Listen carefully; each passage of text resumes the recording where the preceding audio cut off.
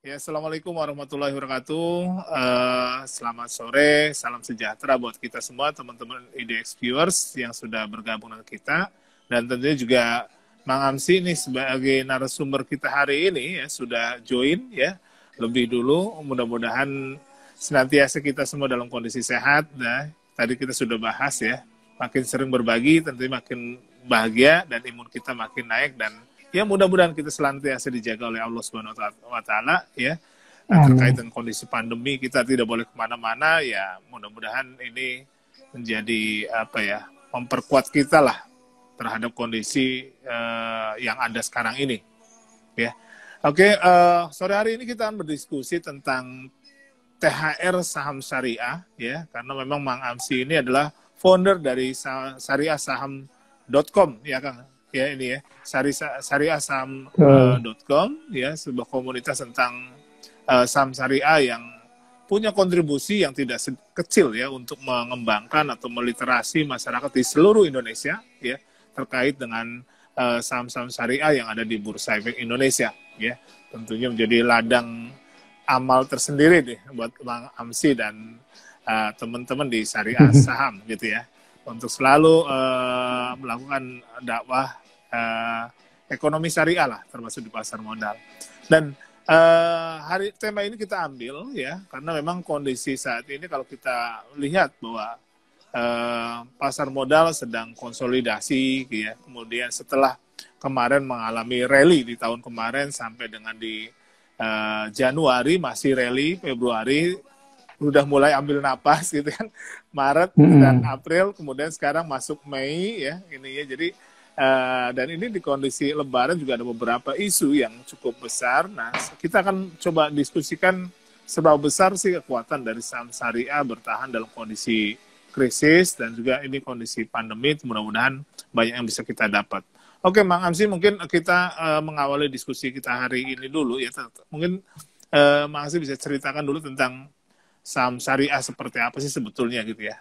Dan mungkin flashback sedikit Mang Oke, Amsi, bagaimana saham-saham syariah ketika kondisi krisis di 98, kemudian yang 2015 kemarin atau 2013 gitu ya. Ini dibandingkan dengan kondisi saat ini masih apple to apple atau udah sesuatu yang berbeda ya ini ya, atau kayak gimana nih Mang Asri? Silakan Mang Asri. oke, terima kasih Pak Emon dari IDX Riau dan teman-teman dari Riau dan sekitarnya. Terima kasih Ya, atas kesempatan yang diberikan dan temanya sama-sama. menarik tentang THR saham syariah ya. Jadi kalau kita bicara Hmm. tentang saham syariah, pertama mungkin definisinya dulu ya teman-teman. Jadi saham syariah itu ya ada sahamnya, ada syariahnya.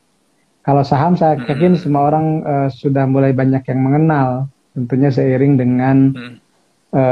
laju atau tingkat edukasi dan literasi masyarakat yang semakin tumbuh.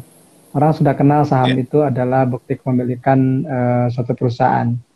Nah, Hmm. yang membedakannya dari saham biasa dan saham syariah adalah saham syariah itu adalah saham yang diterbitkan oleh perusahaan dengan tiga kriteria. Yang pertama, bisnisnya itu diperbolehkan secara syariah.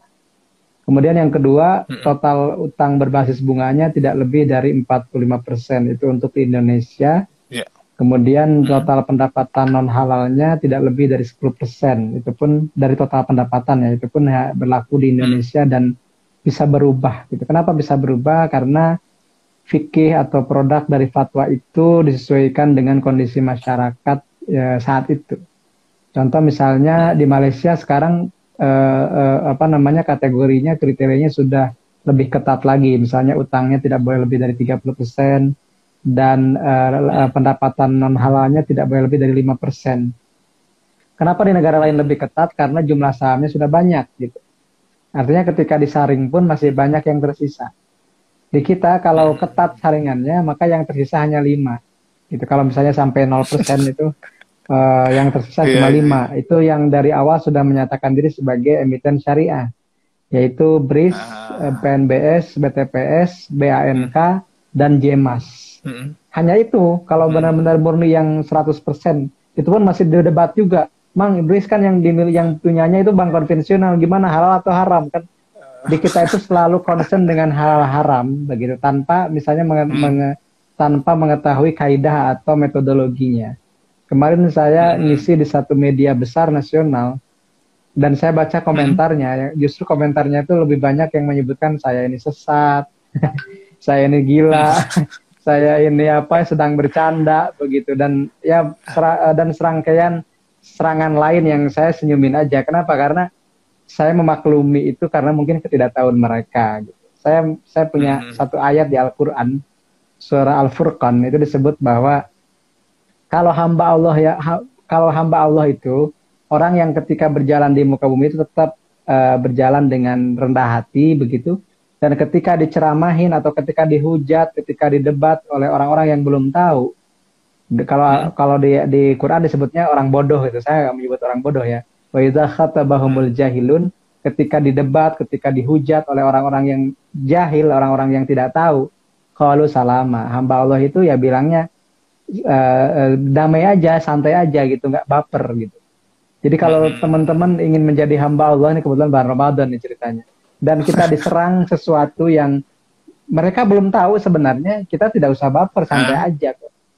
Karena tugas kita adalah memberikan ilmu dan informasi itu. Nah setelah misalnya diberikan informasi dan diberi pengetahuan masih tetap menghujat dan masih tetap berdebat, ya kita serahkan aja. Mungkin itu sudah berbeda metodologinya, kita tidak bisa paksakan gitu. Betul. Jangankan kriteria saham, agama aja nggak boleh dipaksain kan, apalagi cuman kriteria saham yang masuk ranahnya itu ranah fikih, bukan ranah syariah gitu, ranah fikih, ranah perdebatan pendapat, ranah perbedaan pendapat, argumentasinya itu bisa berbeda-beda setiap tempat maupun setiap waktu. Dulu kan tahun 2003 itu rasionya 82% utang dibanding ekuitas, itu lebih longgar lagi, lebih longgar kan. Sekarang justru 45% dibanding aset. Dulu 82% dibanding modal, sekarang 45% dibanding aset. Itu kan itu bisa berubah. Mungkin nanti bisa berubah lagi kalau misalnya sudah banyak saham yang listing di Bursa Efek lebih dari 1.000, kita bisa perketat gitu. Kita bisa perketat lagi aturan misalnya non halalnya 5%. Aturan lempar kan sekarang. ASI itu sudah terlempar gitu. Karena obligasi, Kang. Karena pendapatan non halal kan. Jadi pendapatan non halalnya itu melebihi 10%. Kenapa? Karena penghasilan dari finance-nya itu lebih tinggi ketimbang dari otomotifnya gitu. Karena kan di tahun kemarin itu kena pandemi ya. Otomotif kena pandemi. Kemudian misalnya yang lainnya itu pertanian, CPO-nya kena pandemi. Sementara yang besar porsinya waktu itu yang tumbuh porsinya adalah dari keuangan financingnya, dari Astra Sedaya Finance atau misalnya dari Bank Permata waktu itu masih ada konsolidasinya ke Astra kan. Maka ketika saya hitung itu sudah melebihi dari 10%. Makanya Astra dikeluarkan dari daftar efek syariah gitu. Itu baru 10% aja udah banyak yang terlempar dari saham syariah. Jasa Marga terlempar, Astra terlempar gitu. Apalagi kalau 5%. Mungkin yang tersisa lebih sedikit. Maka di sini ada kaidah yang berlaku dalam usul fikih. Ma la yudraku kulluh la yutraku kulluh. Segala sesuatu yang tidak bisa dikejar semuanya, jangan ditinggalkan semuanya gitu. Kita belum bisa membuat kriteria yang sangat ideal gitu untuk saham syariah. Tapi jangan lantas ketika misalnya ada usaha untuk itu kita tinggalin, nggak ada yang syariah. Nah kan bagaimana kita mau mendukung syiar ketika kita sudah apatis dari awal gitu. Sementara, jadi kita gini teman-teman, kalau saya lebih melihatnya sebagai kita mencoba mengenalkan dulu bahwa di Indonesia ada saham syariah nih, kita sebagai investor syariah sudah diberi difasilitasi untuk bisa investasi di instrumen-instrumen syariah. Nah, kita apresiasi upaya stakeholder itu dengan kita menjadi investornya. Toh nanti kalau kita sudah banyak, kita mungkin sudah bisa bersuara gitu. Kalau bisa di ini lagi dong, dipangkas lagi kriterianya, kan bisa nanti kalau memang sudah banyak investor.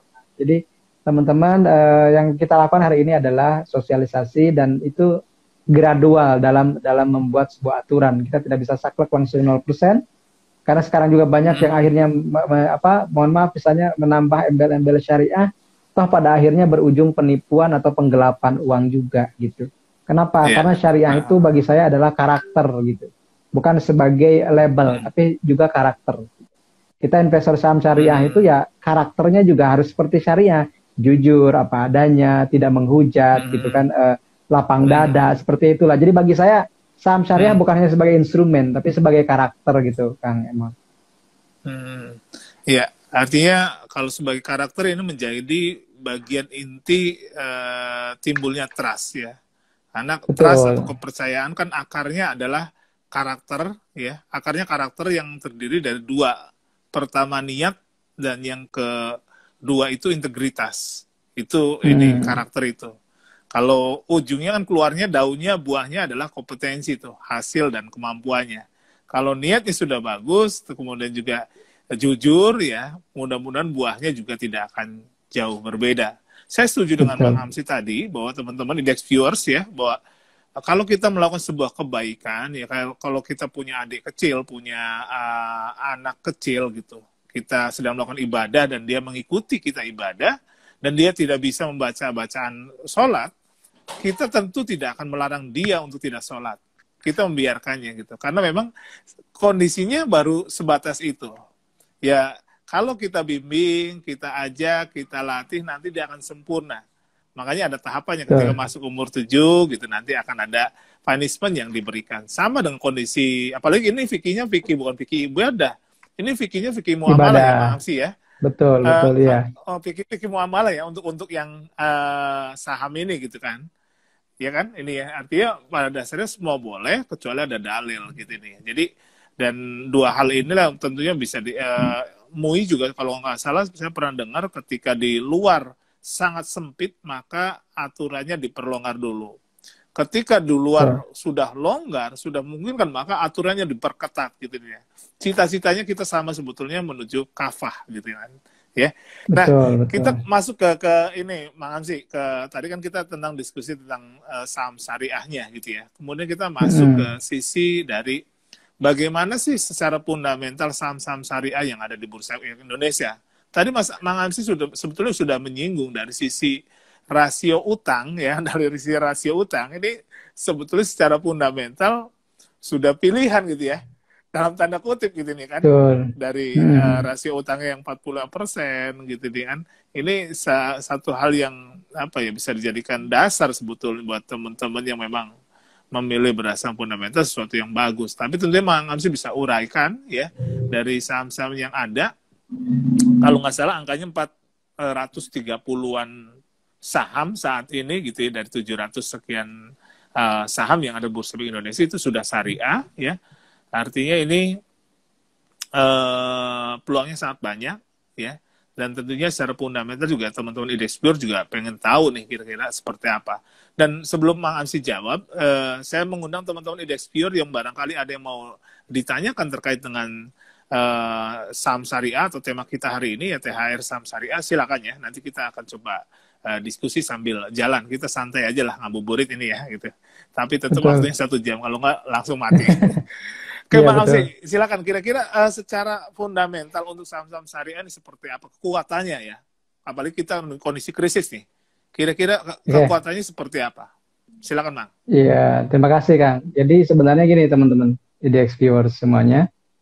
Jadi kalau kita kaji secara indeksnya, indeks syariah itu sekarang ada 4 ya, Yang terbaru yang minggu kemarin. Jadi yang pertama yang paling tua adalah JI, Jakarta Islamic Index, itu tahun 2000. Kemudian Indeks Saham Syariah Indonesia ISI tahun 2011. Kemudian JII 70, Jakarta Islamic Index 70 tahun 2018. Dan kemarin ada IDX MES BUMN 17. Itu kemarin 2021 ya. Nah, jadi itu adalah pilihan indeksnya. Jadi kalau kita buat semacam ilustrasi ya, ada sebuah kelapa gitu.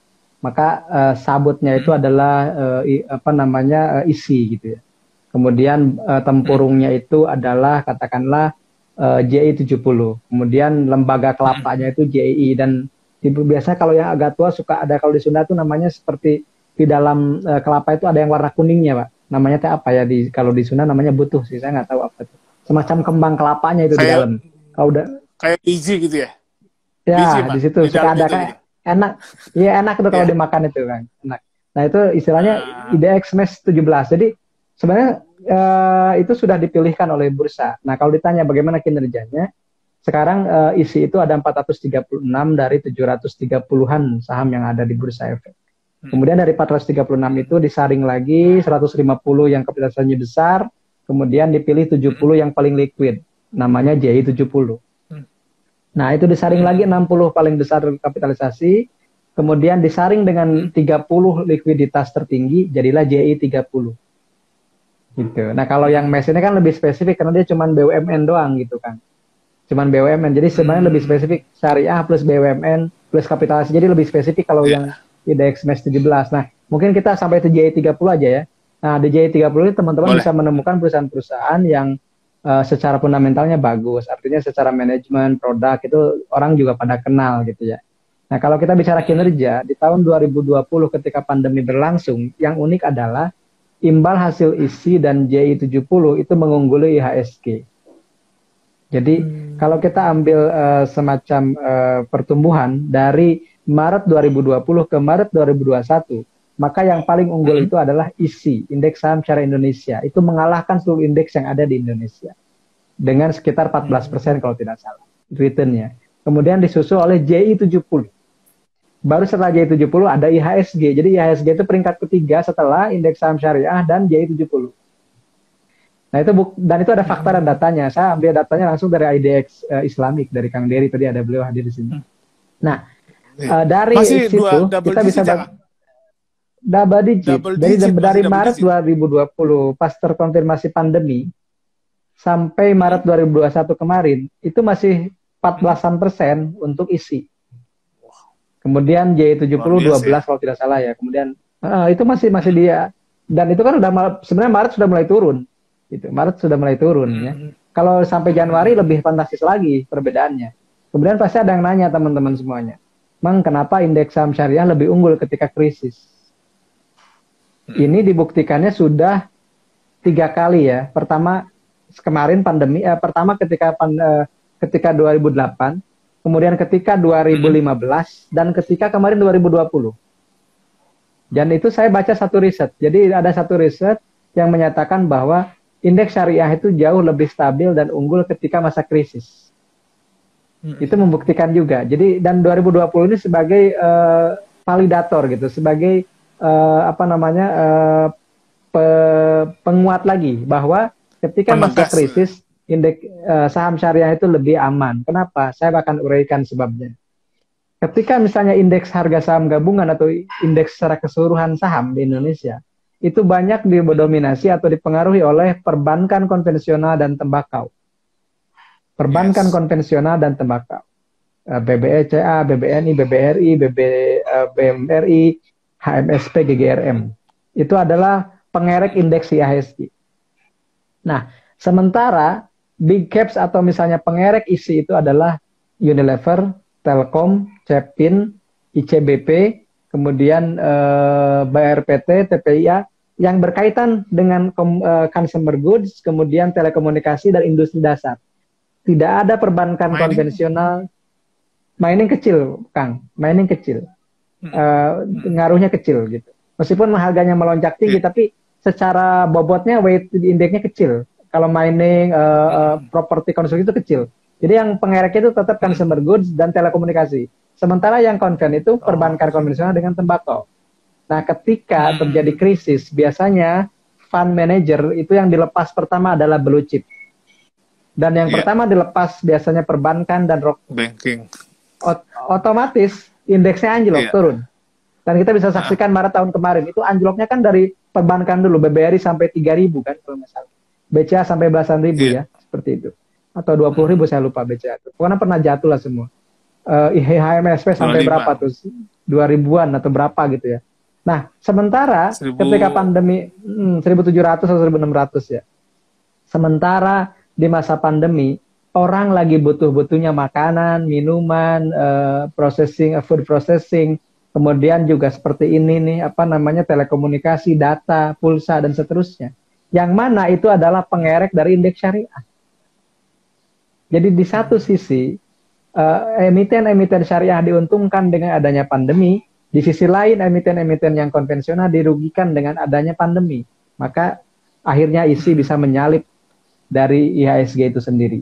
Dan itu sudah dibuktikan juga di tahun 2015. ISI lebih unggul dibanding IHSG. Tahun 2008 karena belum ada ISI, JI lebih unggul daripada LQ45 misalnya.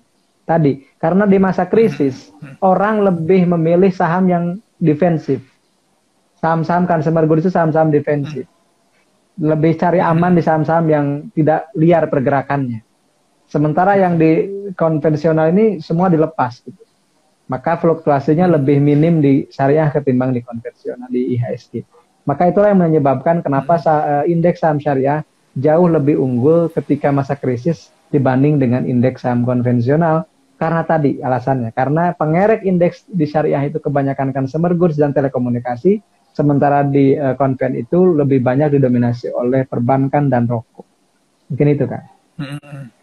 Ya mungkin jadi kalau kita lihat memang peta apa ya, kalau big cap 20 big cap itu bisa 50% gitu nih ya. Bisa 50% dari betul. market cap kita gitu.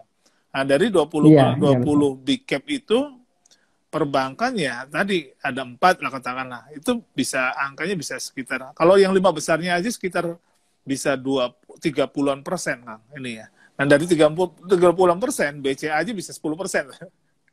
Betul. Jadi betul. Impact-nya gitu. Jadi ini emang luar biasa ketika pergerakan ya krisis pasti indeksnya turun ya. Indeksnya turun pasti ya big cap. Nah, big cap mana yang paling berpengaruh gitu.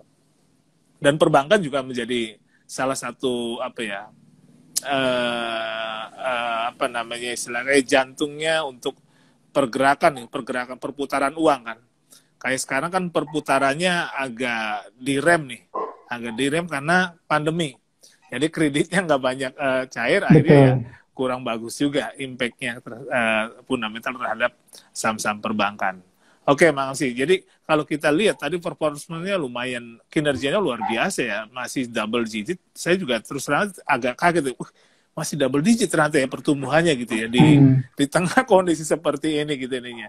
Nah kalau kita lihat, kita kupas lagi lebih dalam lagi, makasih. Tadi kan sudah sampai ke 30 saham yang memang masuk ke dalam kategori Jakarta Islamic Index dari yang isi diperas lagi menjadi 70, dari 70 diperas lagi menjadi 30 nih saham terbaik dari sisi tadi rasio utang dan likuiditasnya juga bagus, market cap-nya juga besar gitu nih. Ada secara performance kita ngelihatnya ya perusahaan yang bagus lah ya, bisa kan dulu kan kita ngeliat perusahaannya kan dari sisi asetnya kan.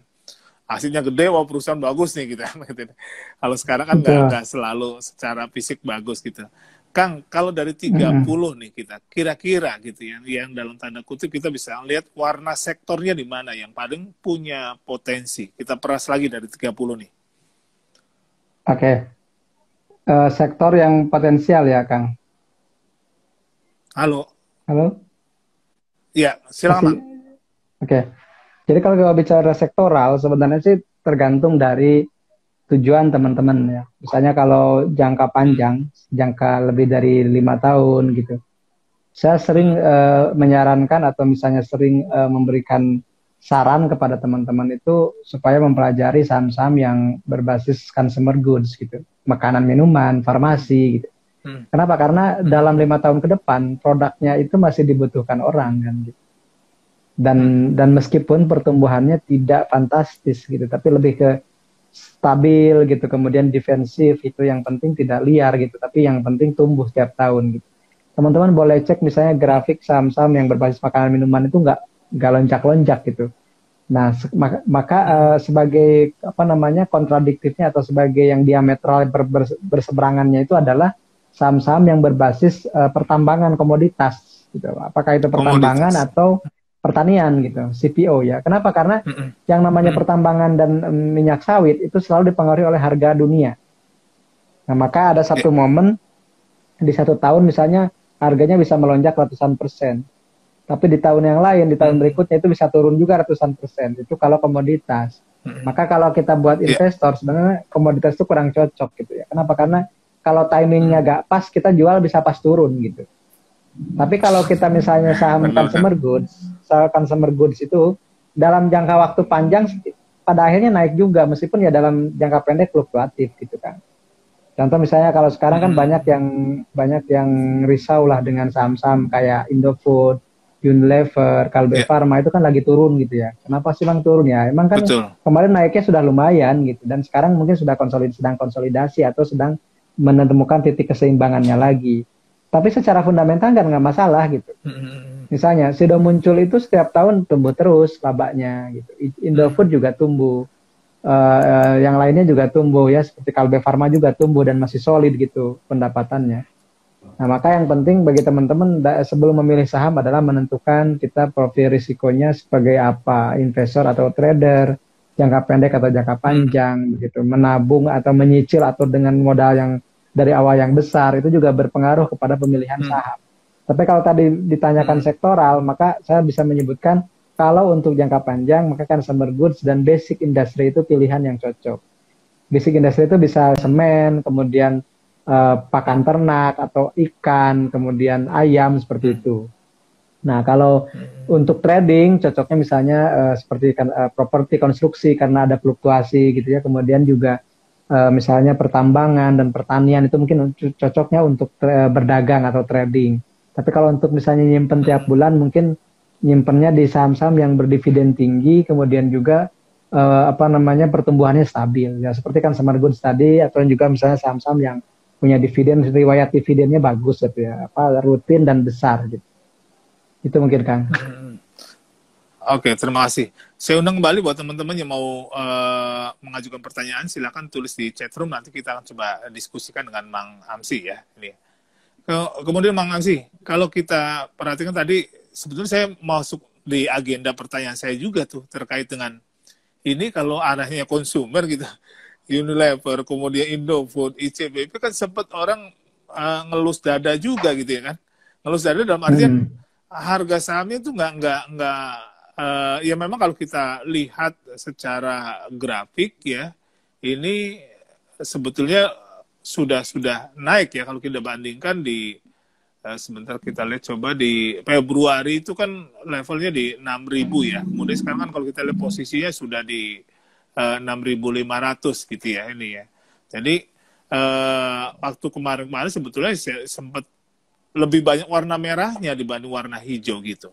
Untuk Indofood agak naik gara-gara memang laporan keuangannya masih untung ya kemarin ini ya. Tapi buat sebagian orang yang berinvestasi di saham yang konsumer, yang ya dalam tanda kutip kan kita sudah sangat yakin bahwa ketika kondisi krisis saham-saham konsumer tuh pokoknya happy lah gitu nih ya gitu ya, happy gitu saham-saham konsumer. Tapi ketika seiringnya berjalan kita dari kalau nggak salah dari November dari itu saham-saham kayak ICBP, Indofood tuh dia trennya turun sampai ke 6.000 dari angka kalau nggak salah sekitar 7.000 atau 8.000-an ya, 7.500 itu turun terus gitu nih ya, dan mulai naik lagi ya setelah Februari itu agak ya setelah ada laporan keuangan itu gitu nih ya.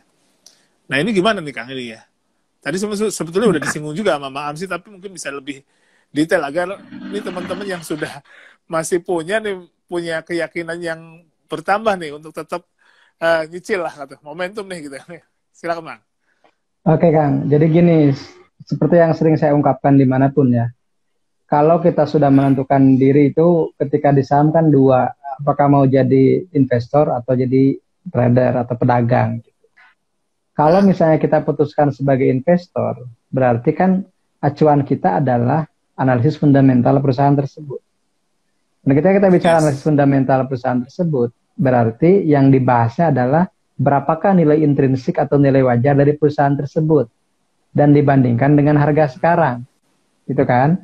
Nah, itu sebagai investor. Nah, ketika misalnya harga sekarang itu masih di bawah nilai wajar, bukannya itu diskon dan kita bisa nambah.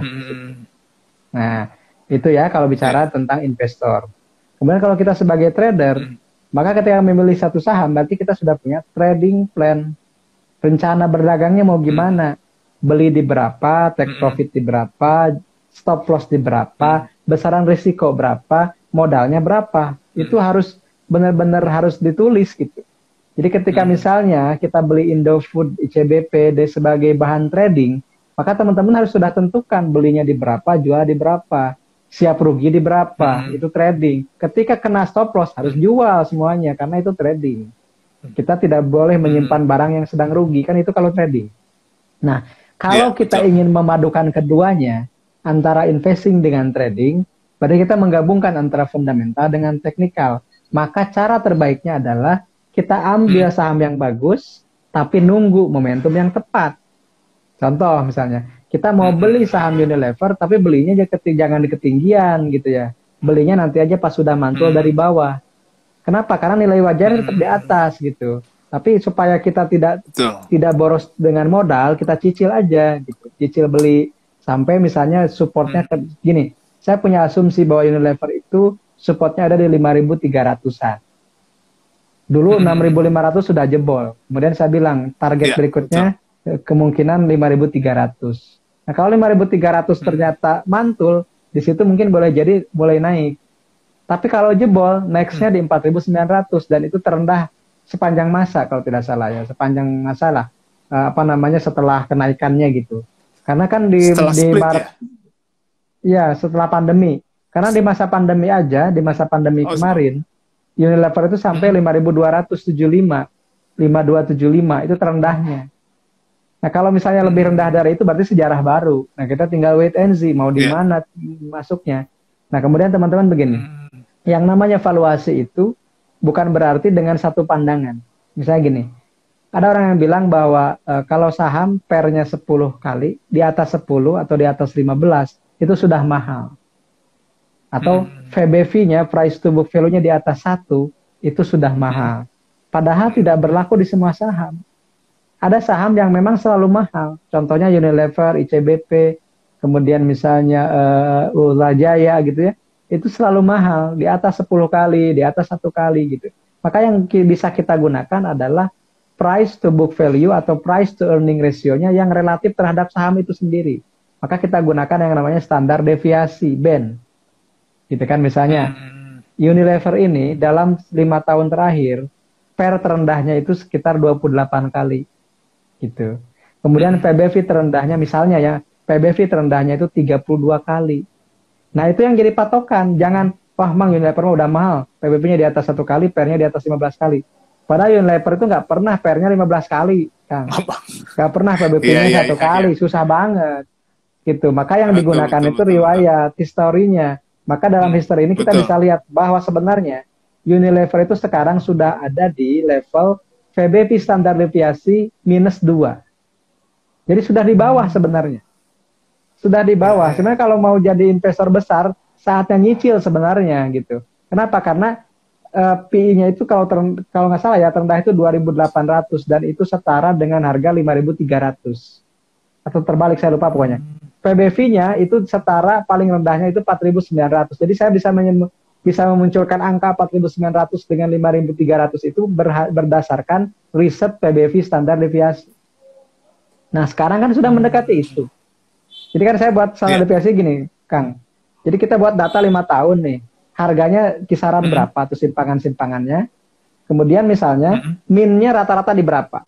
Gitu ya. Rata-rata Unilever itu misalnya ya kita ambil Unilever yang sering dibicarakan hari-hari ini. Unilever itu min-nya katakanlah di 50 kali PBV. Kemudian misalnya PER-nya misalnya 40 kali. Jadi kalau di bawah itu kan jadi PBV standar deviasi itu kalau 0 berarti rata-rata, min-nya di situ. Kalau secara statistik ya. Kemudian minus 1 berarti murah, mulai murah. Minus 2 sangat murah gitu kan. Sangat plus murah. 1 mulai mahal. Plus 1 mahal, plus 2 sudah mahal, sangat mahal. Nah, kita menggunakan band itu saja sebenarnya sudah menjadi patokan. Dan rata-rata kan riset sekuritas menggunakan PBV dan PI band kan. Gitu, tidak menggunakan valuasi yang umum. Karena itu yang realnya di lapangan seperti itu. Kalau di dalam teori kan gini. PI itu kalau bisa di bawah 10, PBV kalau bisa di bawah 1. Itu kan rumus dasar value investing.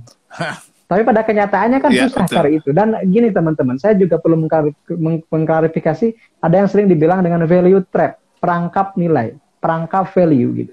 Kenapa? Karena ada orang yang gini, Bang ini sahamnya murah nih, PBV-nya di bawah 1. Coba cek 5 tahun terakhir. Ternyata PBV-nya memang selalu di bawah 1. Artinya bahkan sekarang boleh jadi sudah lebih mahal ketimbang biasanya. Kenapa? Karena dia biasanya PBV-nya 0,5, sekarang 0,7.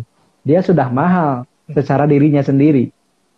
Pernya misalnya. Pernya dia memang ini murah nih saham, pernya 6 kali, 7 kali gitu. Iya, tapi biasanya itu 4 kali. Dia sudah mahal sebenarnya meskipun di 7 kali. Jadi sebenarnya yang namanya PI dan PBV itu relatif juga tergantung saham. Tidak bisa kita generalisir bahwa ketika saham di bawah PI di bawah 10 dan PBV di bawah 1 itu murah, sangat murah. Boleh jadi terus murah. Karena terus murah harganya gak naik-naik. Kan seperti itu. Betul, betul. Ini jebakan Batman juga. Ini saya baru dapat dengar juga nih, Bang. Ini ya. Karena kadang-kadang memang yang kita dengar selalu bahwa kalau PBB di bawah 1 itu udah murah banget gitu. Orang selalu lihat angka di situ patokan. Tapi untuk yang rasio-rasio ya, jarang sekali untuk melihat histori. Dia sebetulnya selama ini berada di area mana gitu. Range-nya di mana gitu. Kan pasti ada, kalau ada angka yang timbul setiap tahun, pasti kan terbentuk grafik juga. Ada pola gitu maksudnya gitu nih ya. Betul, Nah iya. ini kadang-kadang nggak membaca untuk rasio itu lihat pola gitu. Jadi lihat technical dari rasionya seperti apa misalnya gitu ya. Itu jarang yang sering dilihat untuk rasio itu untuk saat ini gitu ya. Nah ini yang mungkin jadi pembelajaran juga buat kita semua ya. Hari ini nih dapat satu hal yang bagus tentunya buat kita untuk melihat bahwa apapun memang ada historinya. Tentunya teman-teman harus lihat historinya seperti apa. Dia terbiasa berada di mana ya. Nanti ketika ada perubahan inilah yang kita bisa baca bahwa dia memang murah saat ini ataupun mahal. Tadi ada hal yang menarik, memang Unilever ini yang belum ada kebangkitan ya, Mang ya. Kalau kita bandingkan dengan yang tadi kita bicara Indofood atau ICBP kan dari sisi laporan keuangannya setelah dipublish menguntungkan sehingga ada mantulnya tuh dari 6.000 mantul ke 6 hampir 7.000 ya, terus terakhir kalau nggak salah sekitar 6.500. Tapi kalau untuk Unilever memang ini untuk investor juga diuji perasaannya, Mak. Kalau kita lihat ya, trennya memang sampai sekarang masih belum stop untuk turun gitu. Tadi Bang Hasim malah, kalau sekarang posisi kalau nggak salah di 5.700-an gitu nih ya, 5.700 atau 5.500 lah. Kalau Bang Hasim tadi bilang ke 5.300-an, berarti masih ada beberapa ini lagi nih step lagi untuk menuju ke 5.300 gitu ya ini ya. Tapi ini menjadi poin penting buat kita ya bahwa ternyata 5.300 juga merupakan titik terendah pada sebelumnya ya ini ya di 2.800 idenya gitu. Ini menarik tentunya buat kita. Oke, kita mungkin bergerak sedikit nih Mang ke tema kita hari ini nih. Jadi kalau tadi kita bicara lebih ke long term ya ini ya ICBP, kita lebih ke long term bahasanya. Nah kalau kita bicara kekinian dengan sesuai dengan tema kita nih THR saham syariah, ada nggak sih yang bisa untuk tadi kan sempat disinggung ya, Mang Amsi sempat menyinggung bahwa kalau mau trading ya di komoditas gitu nih kan, gitu. Nah kira-kira petanya gitu ya untuk saat ini nih Mang dengan beberapa ya kita kan seminggu lagi ya Lebaran dan sebagainya, sebetulnya bisa nggak sih peluang untuk saham-saham syariah di dalam jangka waktu yang seminggu atau 10 hari ini untuk bisa jadikan THR? Silakan Bang. Oke. Jadi kalau kita lihat teman-teman mungkin sudah bisa ngecek ya dari awal sebelum Ramadan itu yang digadang-gadang buat saham Ramadan itu kan biasanya berbasis ayam dan beberapa memang sudah terbang kan ya, seperti Cepin, Java gitu kan itu udah mulai naik. Pendatang baru misalnya WMUU juga sudah mulai, kemarin ada yang untung di 240-an gitu ya. Kalau yang beri di 200 kan udah berarti 20% untungnya. Jadi sebenarnya sih sudah duluan sih THR-nya ya kalau di saham ayam gitu. Nah, sehingga kita menentukan sekarang beberapa hari ke depan lagi mungkin ada sekitar 5 hari lagi ya, Kamis Jumat. Libur mulai kapan, Kang, kalau bursa? Selasa udah Libur libur. itu Atau, tanggal 12. oh, berarti ada Senin Selasa 12 masih masuk ya? berapa ya 12 tuh? Hari apa tuh?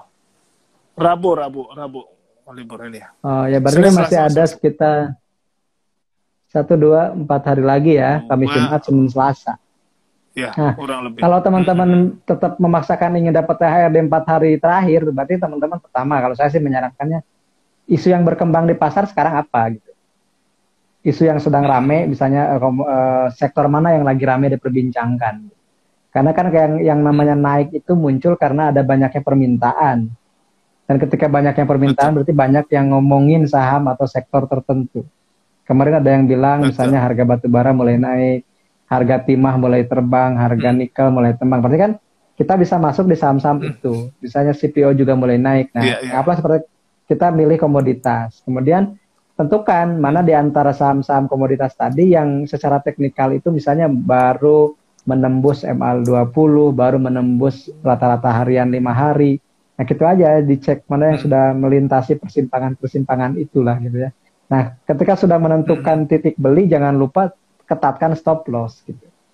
Dan kalau saya sih stop lossnya gampang sih Kang. Cari aja dalam 3 hari titik terendahnya di mana gitu. Atau cari dalam lima, lima, 5 candle terakhir atau 1 minggu terakhir itu ada di berapa low-nya. Nah, itu bisa jadi salah satu support, salah satu titik stop loss juga gitu. Atau cari titik terendah yang tidak bisa ditembus. Dalam berapa kali percobaan menembus dia kokoh. Misalnya saya berikan contoh ya teman. Yang saya ingat chartnya aja ya, Sido muncul misalnya. Sido muncul itu 715, 720 itu support terendah yang kuat. Jadi sukar ditembus. 715, 720 itu sukar ditembus. Kemudian atapnya 835 itu sukar ditembus. Jadi sebenarnya kalau teman-teman trading memanfaatkan pantulan itu juga bisa. Misalnya beli ketika di support, dia tidak nembus lagi ke bawah, beli jualnya ketika mau menembus atap, ternyata nggak tembus. Kemarin kan sudah muncul juga belum tembus lagi ke atas tuh. Jadi ada tahanan di atas yang kuat dan bantalan di bawah yang kuat juga. Jadi sebenarnya memanfaatkan range atau rentang itu kita juga bisa dagang di situ. Itu kalau yang sideways ya. Nah kalau sedang uptrend misalnya cari aja saham yang sedang uptrending apa sekarang. Saya juga karena beberapa hari terakhir saya sudah jarang lihat running trade kan karena udah aroma lebaran gitu ya. Jadi saya sudah menghindari aktivitas di pasar kan seperti itu. Dan lebih banyaknya saya buat karya. Ya kadang itikafnya sampai terawih aja. Karena kadang semalam juga ada jadwal ngisi live gini Kang. Ada webinar juga gitu, kalau malam hari. Iya. Dan mepetnya ke akhir Ramadan. Saya dari hari kemarin sampai Sabtu itu setiap hari ngisi dan ada yang 2 kali, 3 kali sehari kan. Jadi ya ada yang sampai malam hari. Apalagi gitu. Sekarang karena ada momentum ini kan ya 1 dekade yang bursa itu masih ada ngisi juga. Betul. Kalau itu saya kebetulan tidak ngisi ya, tapi di event-event yang kerjasama dengan bursa dan OJK seminggu ini saya dengan OJK juga dan bursa Kang. Kemarin di Cirebon, di Solo, besok di Banjarmasin. Banjarmasin sama Pak Ali ya? Sama Pak Ali Ridwan. Besok ya. Besok insya Allah kita di Banjarmasin. Di kampus juga kita ada di Unpad, kemudian misalnya di Unhas gitu ya yang akan ngisi acara itu. Jadi memang acaranya di kampus, komunitas, bursa, OJK gitu aja sih. Kemudian juga penerbit karena saya juga pernah membuat seri pembelajaran untuk saham syariah di Gramedia, kita juga diundang nanti untuk seri ketiga gitu. Jadi kita setiap hari itu membuat karya gitu, membuat presentasi, menyiapkan materi seperti untuk IG Live ini kan dia juga saya baca buku lagi, baca data seperti tadi. Sehingga kalau ditanya tadi seperti Kang Eman nanya tentang data indeks mana yang lebih unggul, saya bisa jelasin gitu karena saya sudah baca duluan. Jadi bagi saya sih akhir Ramadan itu keberkahan yang saya rasakan ya berbagi seperti ini kan, berbagi pengetahuan, berbagi pengalaman, berbagi pengamalan juga gitu. Karena kan saya bukan sekedar tahu saham, tapi juga saya trading saham itu sendiri. Iya. Seperti itu. Menarik Kang, menarik. Jadi memang kemarin juga kita sempat diskusi dengan beberapa broker ya, ketika kondisi market yang konsolidasi, sebenarnya kalau kita melihat fenomena pandemi juga ada fenomena lain nih, pertumbuhan investor retail, pertumbuhan investor milenial dan generasi Z yang luar biasa gitu. Dia masuk di era pasar yang lagi tren naik gitu ya. kemudian setelah itu, setelah naik, dia turun dan konsolidasi, mereka nggak siap, Kang. Ini tentunya juga, gimana nih, Mang Amsi ini kan di komunitas ya, tentu juga banyak pertanyaan nih. Kira-kira apa nih? Tadi kan untuk THR sahamnya kita sudah bisa baca ya, bahwa di saham syariah, THR-nya adalah di saham mining atau saham yang lagi rame dibicarakan, atau karena marketnya konsolidasi, lihat bottom dan resistennya itu ya, atau support dan resistennya, dan komit di situ gitu, memanfaatkan fluktuasi di situ gitu. Kayak rentang tadi Sido muncul yang 710, 715, di atasnya berapa? 830 ya? Bang, atau ya 835.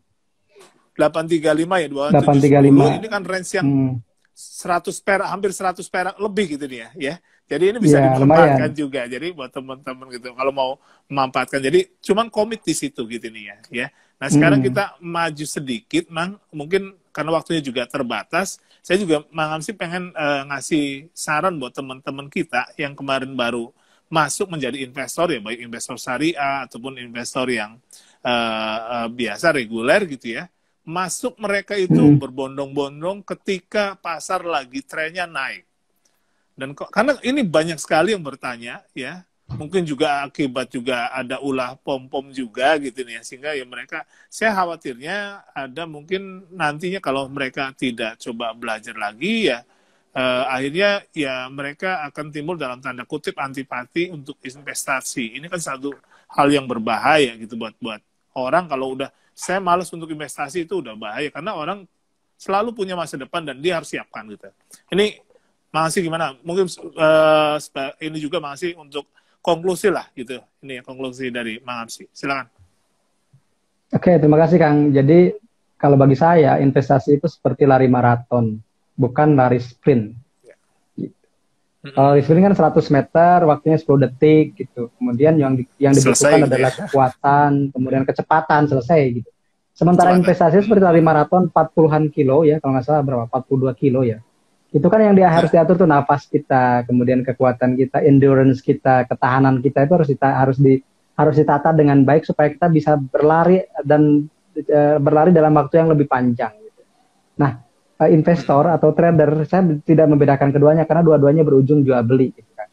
Tapi yang lebih penting dari berbagai analisis yang ada, orang kadang lupa dengan yang namanya money management. Nah, money management itu penting untuk dua hal. Pertama, survival. Yang kedua, prosperity.